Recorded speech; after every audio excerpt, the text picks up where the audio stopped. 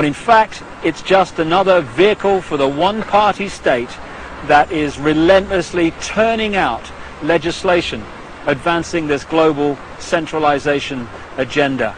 Not a place of democracy at all, a place for legislating the agenda into reality. Well, you've heard the information and possibly read it in The Biggest Secret at greater length also. The question is, what are we going to do about it? That's entirely up to you as an individual and me as an individual. As someone once said, what you think of me is none of my business, and it's not. This is just information, make of it what you will. But what we make of it and what we decide to do in the light of this knowledge will decide the kind of world that we and our children are going to live in the next few years and beyond. The Chinese have a word that means at the same time both danger, crisis, and opportunity.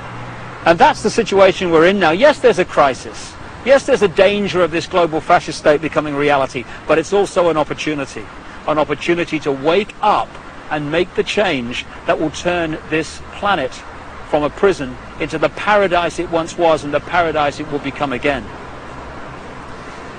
And that is about choice. Choosing what we do as a result of what we know. And I quote in my books a number of times an American comedian called Bill Hicks, a genius in his way, very angry man, but a very brilliant man, a very profound man. And he described life in this way. He said, life's like a ride in an amusement park. And when you go on it, you think it's real, because that's how powerful our minds are. The ride goes up and down, round and round. It has thrills and chills, and it's very brightly colored, and it's very loud, and it's fun for a while.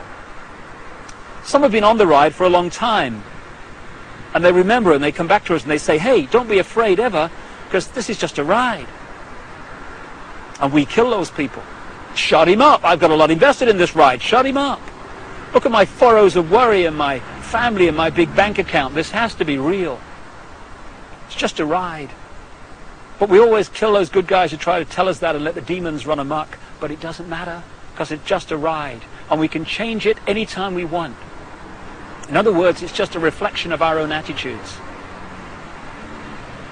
And to change, as Bill Hicks said, doesn't need big bank accounts. It just means a choice right now between fear and love. Fear is the four-letter word that has controlled this planet and this human race for thousands of years. Love is the word that will set us free. And that's the choice we face now. And the world that those two choices will create will be so different as to be unexplainable. The chasm between the two, a prison or a paradise. I just want to say one other thing before we finish this video. I don't want to demonize the reptilian race, because it's just a genetic stream in the great forever.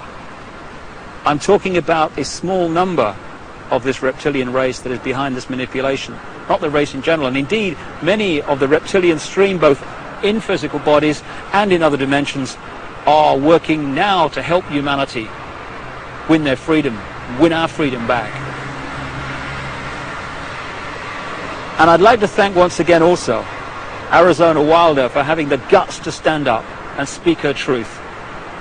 And if enough people do that, then this house of cards, because that's all it is in the end, is going to fall. And I'd like to thank also my friend Brian Desborough for helping Arizona and for his own commitment to truth. We're now at the crossroads of the evolution of the human race, or a crossroads anyway.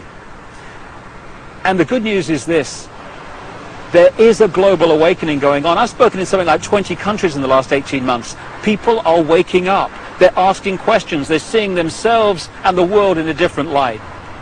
And this is going to gather pace, and is gathering pace all the time. And it's this transformation of human thought and perception that is going to bring the change that we've dreamed about for so long. Dreams are merely imagination, which can be made reality if we're prepared to do what is necessary to achieve that. That's the challenge we face now. It's a wonderful, wonderful time to be alive, and we're all privileged to be here to play a part in setting this world free for the first time in known human history. From the epicenter of global control, but not for very much longer. Thanks for listening. Goodbye.